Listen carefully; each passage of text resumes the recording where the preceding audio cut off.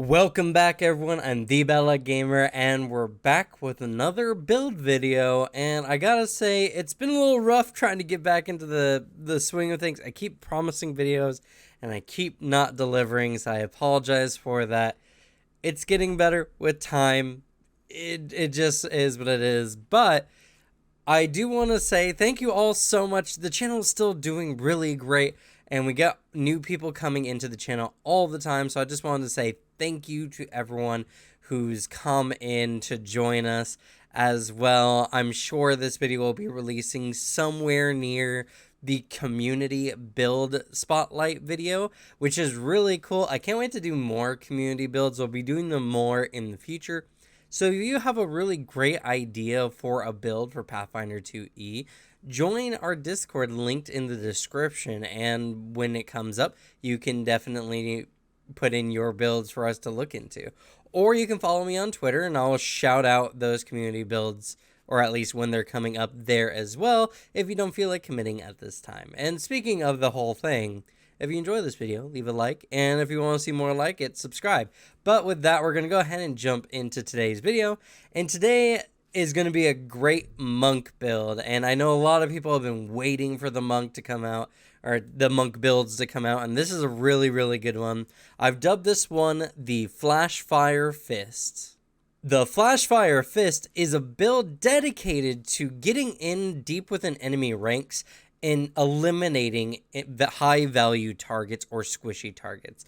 The whole point of this build is that you get in nice and deep and you deal with the enemies that are the most troublesome for your party. You're going to have the speed and the explosive power, at least for the first few rounds of combat, to deliver the hurt. And I'm very excited for this build. It's a really good build, and it offers utility in a different way. It offers utility in the way of movement and mobility. There's a lot of times where adventurers are locked behind something, or they need to get into a building or whatever, and it's somewhat difficult unless you have someone with the fly spell or along those lines. This class is very much designed for high mobility, and with a high athletics, you can definitely pick up a lot of other great feats as well. And some of those will be added to the video, and of course there is always that flexibility for you to kind of pick and choose what feats you really want for the class. But let's go ahead and get into the class itself, or the build itself rather. And unlike a lot of my other build videos, this one has an ancestry and heritage choice. Now, I normally don't do these because I want people to be able to pick whatever ancestry and heritage fits them, their playstyle more, and their personal aesthetic. But for this particular build, it was just too good to pass up the opportunity to pick the human and Ifrit heritage. So human obviously is got great feats. You get another class feat at level 1, which we'll be picking with natural ambition at level 1, which I'll show here in the build shortly. But the Ifrit was definitely designed more as a thematic choice, and it actually worked a lot better than I anticipated. You'll see here as the build keeps going that the Ifrit was actually a really good choice and really makes this particular build pop. So, starting off with our stat focuses for your background class and boosts or whatever, plus your ancestry, which human, you got 2 free boosts, so you can do pretty much whatever you need to. But Dex is going to be the first stat we're going to focus on. It's very important that you're very accurate with a lot of your strikes and you have a higher AC, especially if you're going deep into enemy lines. And the stance we'll be using also requires you to be unarmored. So having a high dex is really important, and your burst damage potential is not going to be as reliant on your strength score as it is just your initial right out the gate damage. Following up a dex is of course strength, because obviously you want a good strength to do the extra damage. And not only that, but there are a lot of athletics feats dedicated towards mobility and all kinds of great things like kip up and cloud jump and all the other kind of feats that allow you to have more freedom of movement in and outside of combat. Plus, being able to grapple with large creatures with Titan Wrestler is also great as well. Next up is a bit of a tie between wisdom and charisma. So Wisdom, I've said in many of my other builds before, it's good to have a high initiative if you're a squishier character, but in this case, you want a higher initiative because then you can get rid of those high priority targets earlier. Though I will say that there is value in having a lower initiative, allowing the field to move where it's going to move so you can make your choice and get in where you need to without necessarily worry about everyone else ganging up on you for the rest of the round anyways. So Wisdom is not as important in this build as I would say in some of the other builds, but it's something you should definitely keep in mind. And on top of that, Charisma is really good because I'm going to recommend you use the Feint action. Honestly, Monk is really good because it can deliver a lot of blows early on. And because how Flurry of Blows works, using Feint to get advantage, or not advantage, but to make the enemy flat-footed to your first strike, or even both of your strikes and maybe any other strikes, is very valuable. So you want a decent charisma, at least enough to attempt to feint, even if the action fails. It's better than just, hitting at -8, -10 with your third multi-attack penalty. So it's going to be something I highly recommend. And for all builds, I recommend you toss in some of the non-attack based skills so that you can at least do a little bit of something in your turn rather than just hoping you hit with a very low attack modifier. All right, so speaking of skill priorities, we're going to be focusing on athletics. Again, as I mentioned before, it's used for a lot of mobility and a lot of, trip, grapple, shove, all those kind of good feats. So these are really, really important to pick up. And athletics it's got a lot of really, really good feats. Next, I'm going to recommend Deception for those feints, as I mentioned before, especially if you don't have any other skills you're very much concerned about using a lot of. And because you're not having a high intelligence in this build necessarily, recall knowledge with a lot of the lore checks is not necessarily as good. So I do recommend getting some charisma in and getting a good feint in. It increases your accuracy, and accuracy is very important if you want to lay the hurt on your enemies. Last but not least, acrobatics. Acrobatics, more for narrative flair. There are some good acrobatics feats as well, but I think more importantly, as the game progresses, acrobatics will come up. There'll be more and more feat choices that I think will be really good. And catfall is also just a really good feat. So acrobatics is definitely one I would recommend, though there is something that we'll add into the build a little bit later that might make up for this. So it's not as necessary, but it is one of the feats, or one of the skill choices I would recommend going forward with the build. So speaking on feats, let's go ahead and start with the level 1 feats, which is going to be the Stoked Flame stance, which is a really, really good stance. It has a good amount of damage. It gives you a D8 slashing damage, and it has the Forceful trait, which is very good, especially with repeated attacks, like from Flurry of Blows. And it has non-lethal, of course, and Sweep, so you can actually focus on multiple targets if you decide that you want to, hit a few enemies in the same spot. It's a really good, at least, trait to have for this, and a D8 is really good for unarmed strikes. And not only that, but we'll be picking up Brawling Focus at level 2, and that will give us the crit specialization effect, which will allow you to swap it for a D6 persistent fire damage instead. It's a really, really good stance, and the biggest reason why I picked it is it gives you a +5 status, a +15 status bonus to your movement because it combines with incredible movement from the monk class general features. So you get a +15 rather than a +10 to your movement speed, and then every 4 levels you get +5 more movement speed, making you just very, very fast. And it doesn't really matter if you pick Divine or Occult for the stance in general. Obviously, whatever suits your aesthetic particularly, but Stoked Flame stance is really, really good. And the other feat we're going to pick up at level 1, because we're going to take Natural Ambition from Human, is going to be Key Strike. And the biggest reason why Key Strike is just so good, as for a focus point, you can enhance a strike or a flurry of blows, which is nuts, with essentially an enhancement to a striking feature. So here, let me read off. You gain a +1 status bonus to your attack rolls with strikes, and the strikes deal an additional d6 extra damage that can be from forceful, lawful, negative, or positive. Negative or positive is actually pretty good. Lawful can be really good, but you have to be lawful in order to take it. But the negative and positive means that if you're fighting ghosts or undead, you actually have a really good option with this strike, and not only that, but force is a very strong damage type that's not very commonly resisted. Not only that, but for every 4 spell levels, so at 1, 5, and 9, you get another additional d6. And you get a status bonus to your attack, as I mentioned before, which stacks with item bonus, and possibly even any circumstance bonus you might get from something else. It's really solid overall, and for a single point of key, and the fact that you can enhance them flurry of blows, meaning both your strikes get this benefit, you can lay on some massive damage on top of the fact that you're doing d8s with your attacks already, and they're forceful. This just will allow you to pummel enemies down into nothing, and we're just looking at level 1.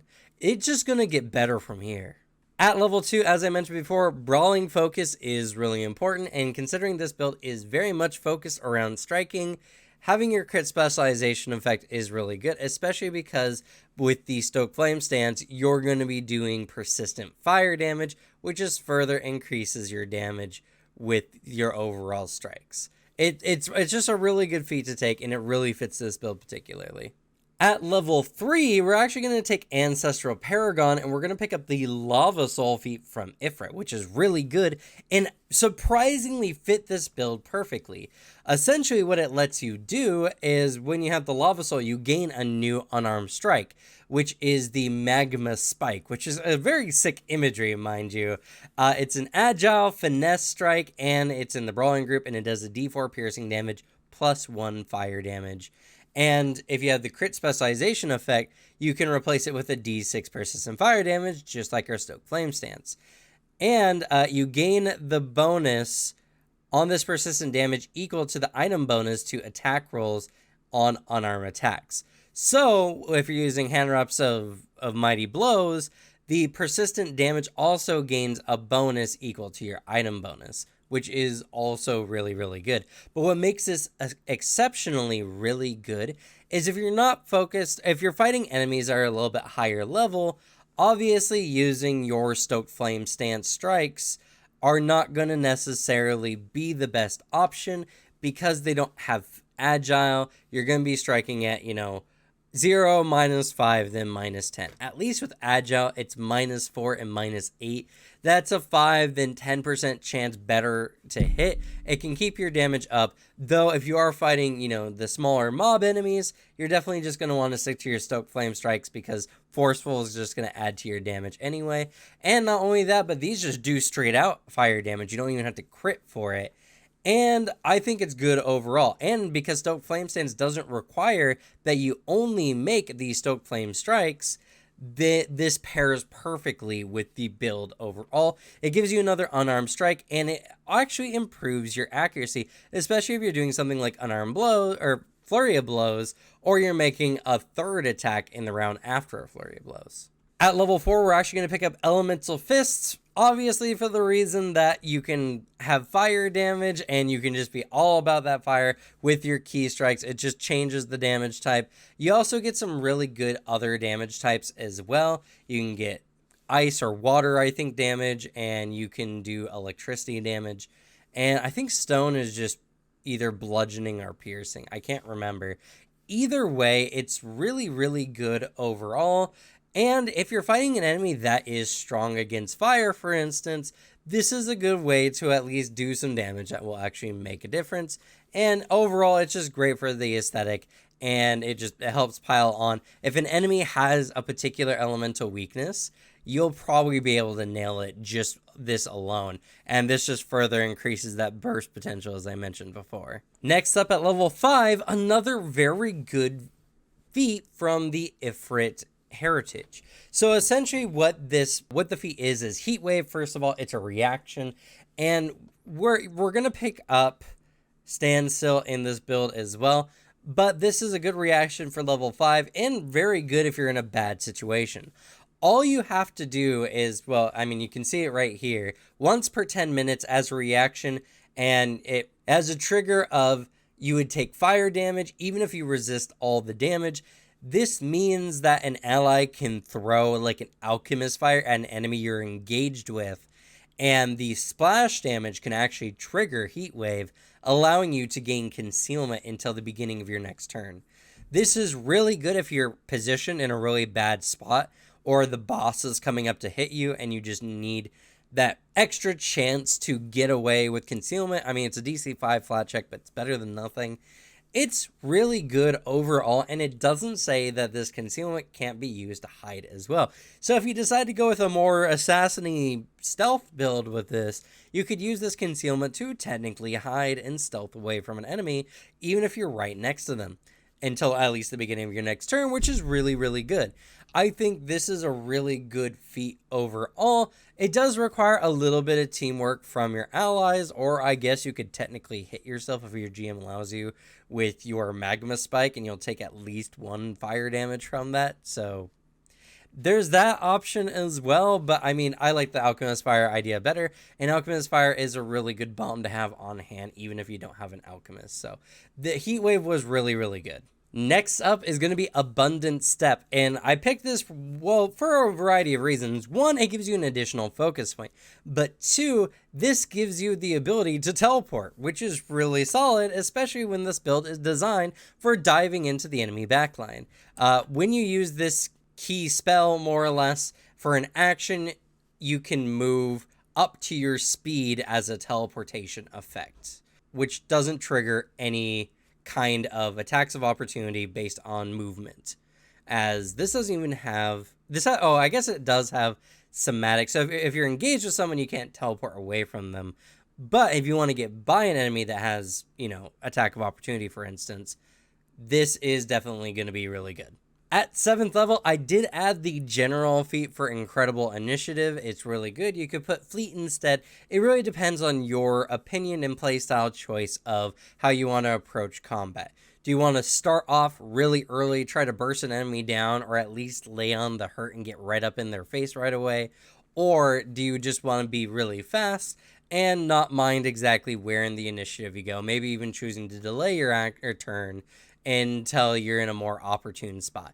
Either way, this is a really good opportunity to pick up one of those 2 general feats, both of which I do recommend for this build when you can. At 8th level, we're going to pick up Standstill, and it's a really good feat because it allows you as a reaction to attack of opportunity someone essentially when they attempt a move action, and not only that, but when you critical them, their move action is interrupted and they lose the action, whatever it was. So this is really good. Again, you're diving into the back line. You obviously don't want your enemies to necessarily get away from you. This is a really good way to pin an enemy down and force them to make a choice of whether or not they want to suffer your wrath or not.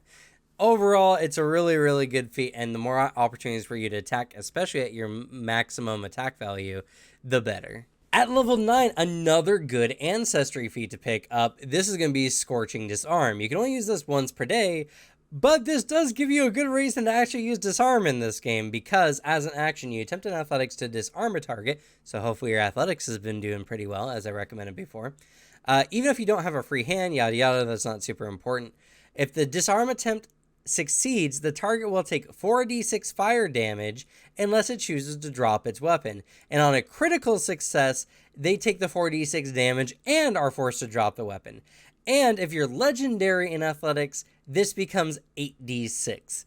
This is a really good disarm, because even if you just get the normal success, you're doing an additional 4d6 damage on top of it, which is pretty solid, forcing an enemy to have to make a choice, and I think it's pretty good, especially with the critical effect allowing you to do 4d6 damage and forcing them to drop weapon, and this improves once you get legendary Athletics. I mean, it's a really solid Ancestry feat overall, and just gives you another option on how you want to approach a situation. Next up is Blazing Streak. It's a really, really good general action for you to use. It does take all 3 of your actions though, but you stride twice and you can strike up to 4 different creatures at any point during the movement. Now, these do accrue your multiple attack penalty as normal. But an interesting thing is that all these strikes do fire damage rather than slashing damage if you're using your flashing sparks. I keep calling it stoked flame strikes, but your flashing spark strikes. Though, if you choose not to have do fire damage for whatever reason, maybe the enemies are resistant or immune, you can instead use your normal mighty blows, or you can use your magma spike, because at least your magma spike just does a d4 piercing damage, and it's agile, so you're actually more likely to hit with all strikes after the first anyway. So you have a lot of options on how you want to use Blazing Streak, and because your Stoked Flame stance makes you incredibly fast, and if you took Fleet earlier as a recommendation I made as well, you in 2 stride actions, there's almost nowhere you cannot go on the battlefield, and getting close to 4 enemies during that movement is pretty solid. Now, you do provoke attacks of opportunity during this. There are ways to counteract this with the build if you so choose, but honestly, attack of opportunity is not so common that I would be overly worried about it. This is a really good feature overall, and it just allows you to strike 4 times and stride twice, essentially allowing you to get 6 actions in 1 round in general efficiency, which I think is just amazing. At level 11, I recommend Fleet or Incredible Initiative, depending on which one you picked earlier. I put this here just because, again, I do recommend both, and this would be when you get the second option. So, dealer's choice, or you can pick something that you feel fits you better. At 12th level, we're actually picking up Stance Savant, which is very, very important for this build, because this build is very much based on bursting down enemies as quickly as possible. Being able to get into your Stoked Flame stance right at the beginning of combat without spending an extra action actually is pretty value. Even though this feat only essentially works on your first round of combat as a free action, it's just really good overall, and it's really good since this entire build is so focused on the Stoked Flame stance. So this is one I highly recommend. It improves your efficiency overall, and it just makes it easier for you to just blaze straight into combat. Like, you can use Blazing Streak in the first round of combat, which you normally can't do because Blazing Streak takes 3 actions. At 13th level, I added this kind of like a little after the build, but I think it's a really good idea overall. This is going to be the Multitalented Human feat. And going into Barbarian specifically, you should have the strength and con at this point, unless you've been ignoring con, which I highly don't recommend. I didn't put it in the stats earlier, but you probably should have some con at some point anyway. Regardless, Barbarian's really good because it allows you to go into rage. If you're not so, concerned with your AC, taking a 1-point hit to add 2 to your damage for all your strikes is just more damage. It's just good. It just does more damage overall. Not only that, but you get your level plus con modifier to temporary hit points, so this can make you tankier as well. You can also use this as a last-ditch effort to essentially save yourself. Now, I do believe, I might be mistaken on this, and I'm sure I'll be corrected in the comments. I do believe you can't use your focus spells, even though Key Strike is somatic only and maybe Abundant Step as well, which somatic doesn't have the concentrate trait, but I do think using focus spells is a cast a spell action which requires a concentrate. I don't know. If not, then you can actually rage and still use Key Strike because it has just somatic, which is only a manipulate trait and doesn't conflict with rage whatsoever. So overall, I think if you're looking at your Ancestry feats, this is a really good feat choice. At 14th level, we could call it a free slot. I do recommend picking up at least the... Well, maybe you might not be able to do so. I added the Multitalented later, but when I originally made this build, I actually recommended the Acrobat Dedication. Just the base dedication feat, because you become legendary in acrobatics just automatically through it. It gives you a lot of skill increases for free, and it's not bad overall, but it might not work in the build now. Regardless, if you decide not to go with the Rage, Barbarian multi-class dedication for our Multitalented, then I think Acrobat Dedication is a really good archetype dedication to get into. And there might be some good feats in there as well if you want to add more to the build. But honestly, just the base dedication to get Legendary in Acrobatics by level 15 is pretty worth. Oh, and something I guess I didn't really mention, but one of the reasons why Acrobatics is actually super important for this build is because you can use it to tumble through enemy squares, allowing you to move through enemy squares as long as you make a successful acrobatics check against their, I believe, reflex DC, if I'm not mistaken. It might be forward 2 DC. Either way, it allows you to move through enemy squares, and you move half your movement, which you're going to move a lot anyway because of Stoked Flame Stance. So it's really good to have a really high acrobatics, because again, it further allows you to get through combat, and if you don't want to waste a focus spell on Abundant Step to teleport there, this is your next best alternative. At 16th level, Meditative Focus I feel is very imperative for this build, predominantly for the fact that your key strike is going to be one of your big damage bursts, so being able to recover 2 of your focus points on a 10-minute rest is really, really important, as well as just doing multiple combats in a row.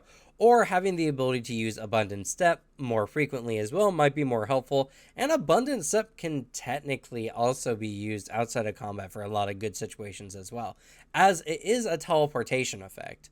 So, you know, just something to keep in mind. But I definitely recommend the Meditative Focus, because having more of your focus points is just going to be good for you. Alright, at 17th level, I am actually going to recommend Blazing Aura from the Ifrit Art Heritage Feats. And predominantly, it's another reaction, so I mean, it's becoming a little reaction heavy, but for the, oh goodness, what was it called? I mentioned it not too long ago.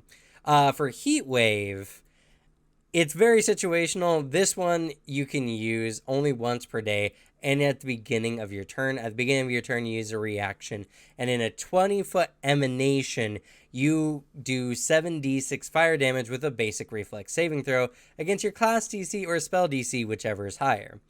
Allies in this area are quickened for 1 round and can use the additional action to strike or stride, and the 7d6 is only against foes in the area. So this is a really good, all your allies are close, the battle is starting, you start off the initiative strong, you can pop this with just a reaction, so you still have all your actions to do what you need, and it's a 20-foot emanation, so it's a pretty big area. You can hit all your allies to give all your allies quicken for the first round of combat, or you can wait until everyone's deeper into combat so you can hit all the enemies and the other melee allies to give them quicken, damage the enemies. It's just really good. It keeps the fire aesthetic for the Flash Fire Fist just nice and sound. It fits with the build perfectly. And again, this is why I picked this Ancestry Heritage combo. It makes the build really, really good and really, really thematic. So I really, really recommend Blazing Aura. At 18th level, I picked Keyform. This will be your 3rd key point in the build. A little late, but you know. And Keyform is just really, really cool. It allows you to fly, and I think it does extra damage whenever you strike enemies while you're in the Keyform. Overall, it's really good. It's very aesthetic, and you can do a lot with it. And Keyform is just a really solid feat overall. Plus, more focus points. It's just really, really good. And at level 20, honestly, there's a lot of really good level 20 feats, and even feats prior in the monk feat list that are really solid. I liked Enduring Quickness though, and it just overall, again, focuses on this first round beginning of combat. You are permanently quickened to either stride or leap, which is just really big. Honestly, it's really huge. It allows you to engage easier, you can move faster. Because of Stoked Flame Stance and incredible movement, your monk is probably moving at like 60 feet per stride action or something ridiculous at this point. It's probably even higher than that, actually, now that I think about it. Either way, this is just really good overall, and it just adds to the build. It makes you just right there at the start of combat. You're right in the enemy's face, and before even spending any of your actual actions, you're just there. You can blow up with fire. You can do whatever. There's just a lot, and I think it's just a really, really good feature overall. Plus, you can then aura all you want right in their face and just blow them out of the water right out the get-go. I think that's a really good feeling overall, and is pretty much what this build is all about. And yeah, that's going to be the Flash Fire Fist. It took a little bit longer than I was expecting to.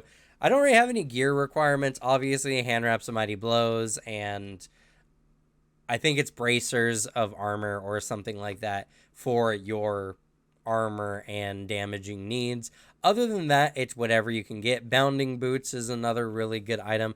Any item that gives you increased movement speed as a flat bonus is just also going to be really good. I think there's actually some boots that allow you to like leave a blazing trail or to like jump into fire and come out of another fire or something like that.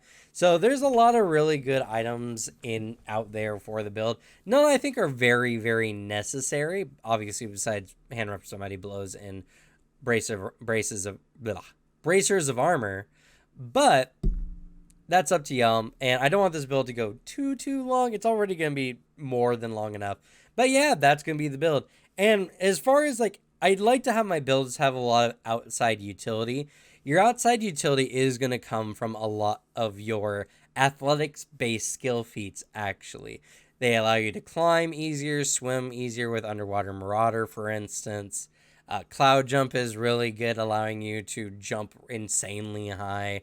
I mean, there's all kinds of really, really good athletics feats that you can use for mobility outside of combat to get in places that you need to get to help your allies get to places they need to get to. And overall, it's really good. And plus, if you have good acrobatics, Catfall is also very solid. The monks add utility outside of combat by being able to get anywhere. I mean, technically, with the abundant step, you get a teleportation effect. So, you know, there's all kinds of really, really good ways to utilize a lot of these features outside of combat. You just got to think of what your mobility can do for you.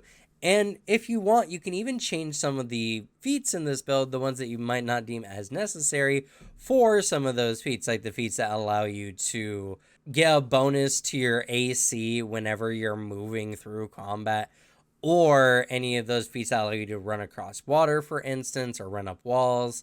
I mean, there's a lot of different ways you can definitely approach this. The core of this build is definitely key strikes with your flurry of blows, Stoked Flame Stance, obviously, and the Brawling Focus, so you can get the extra damage.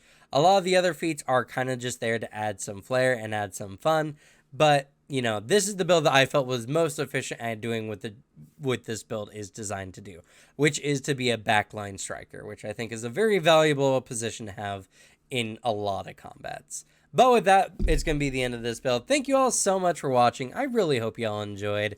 Let me know if you enjoyed this build down below. And I'm going to be doing the Inventor next. It's going to be a really, really fun one. And then after that, I might do a poll on what kind of class everyone wants to see a build for amongst the classes that I have yet to touch so far. So keep that in mind. And if you're very interested in some, you know, let me know in the comments below. If there's a big outstanding class that a lot of people want to build for, I'll probably do a build for that. Anyway, thank you all so much for watching. Good luck with your games. Leave the bad luck to me. And I'll see you all next time. Bye.